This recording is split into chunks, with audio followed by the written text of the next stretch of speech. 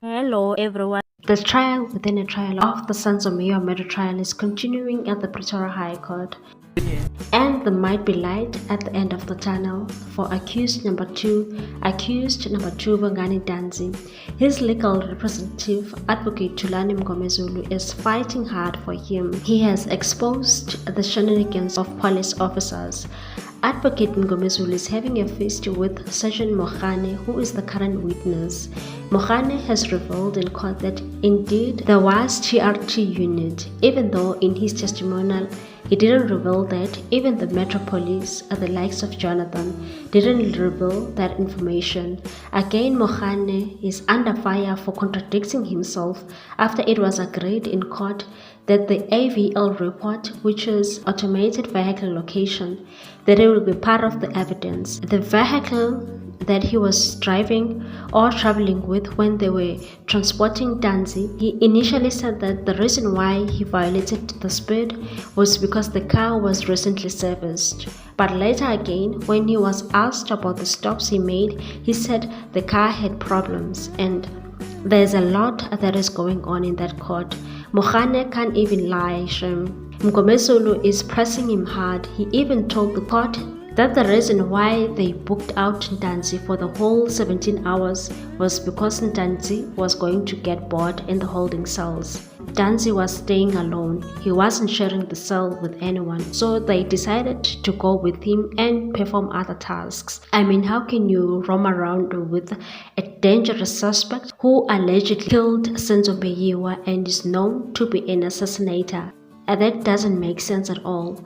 Advocate Mngomezulu further asked the witness based on the AVL report about the time that reflected 1828, and it showed that the startup vehicle and drove to Chris Hani from 1833, and it was at Dlamini, Soweto, and was in access idle, and at 1834 was in idle, and 1842 was in Coma Street driving. 11 minutes past 7 later, it showed an incident in Soweto.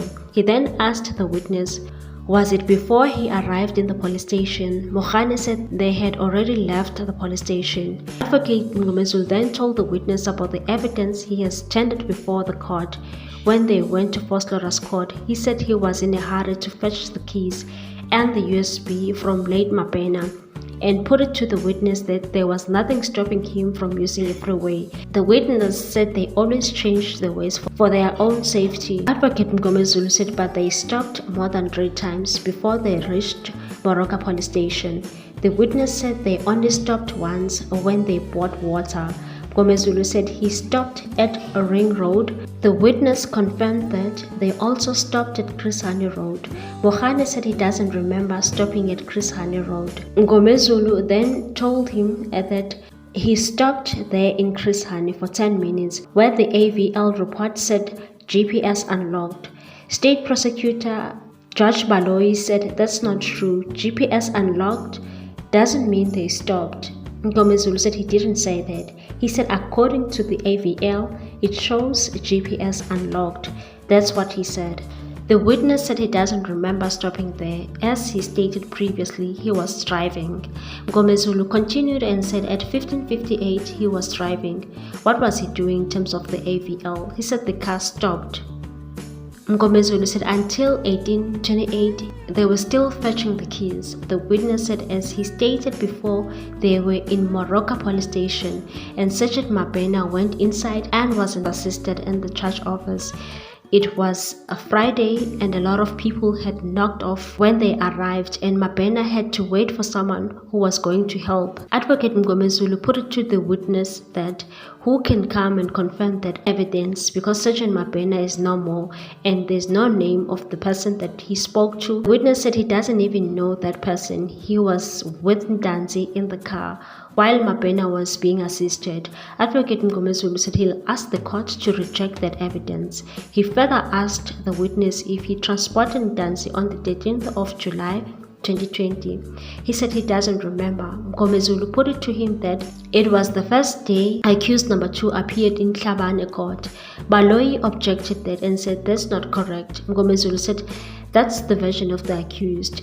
The witness responded and said it's incorrect. The charge sheet said he appeared on the 22nd of June In Hlabane court, Judge Rata, who was presiding over the matter, asked the witness that what was the charge on the 22nd of June. He said it was the possession of unlicensed live ammunition. Advocate Ngomezulu informed the court that he doesn't have records of AVL on the 22nd of June 2020, neither the logbook of the car he was driving. He wants the court to believe that accused number 2 is misleading the court. Morhane said he doesn't need AVL records or logbook to show that the accused appeared in Mahlabane court on the 22nd of June. They do have evidence before them. Advocate then said, "You are an officer. That's why you don't see the relevance of the AVL, because on the 13th of July, it was the first time accused number 2 changed his clothes. Constable Buthelezi phoned the girlfriend of Ntanzi to bring him clothes because they were in a hurry for him to appear in court." The witness said he is disputing that because the person that was dealing with family matters was late, Mr. Mabena, and Buthelezi was just escorting them. Ngomezulu said, but he will not dispute that. It was the first time accused number 2 changed his clothes. The witness said he's disputing it because Sergeant Mabena arranged clothes for him but doesn't remember when the clothes were brought. Ngomezulu then clarified to Morhane that there is Buthelezi, the friend of accused number 2, and Lebogang, the girlfriend of accused number 2. Constable Mabena was the one who spoke to Lebogang, the girlfriend, to bring the clothes. The witness said it was Mabena who was dealing with clothes. It could have been true that they spoke to those people. Ngomezulu said he made a mistake because there's 2 Buthelezis, a friend and a Constable Buthelezi. Ngomezulu also asked him when he was traveling from Pretoria North to Carltonville and to Rustenburg, were there any toll gates that they passed? He said there were few when they were going to Bukeng. The AVL expert was then called Michael Dupree and was the state witness. And it's the company he worked for that supplies South African police services with the AVL records. Ngomezulu then questioned the AVL expert and asked if they keep records after installing the AVL.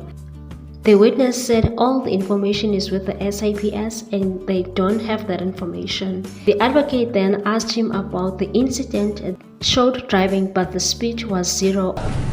On Friday, State and the Defense Counsel made an agreement and asked the court needs a report of the whereabouts of the car because there was a confusion. That's a take on this one, people. Thanks for watching. Please subscribe for more news.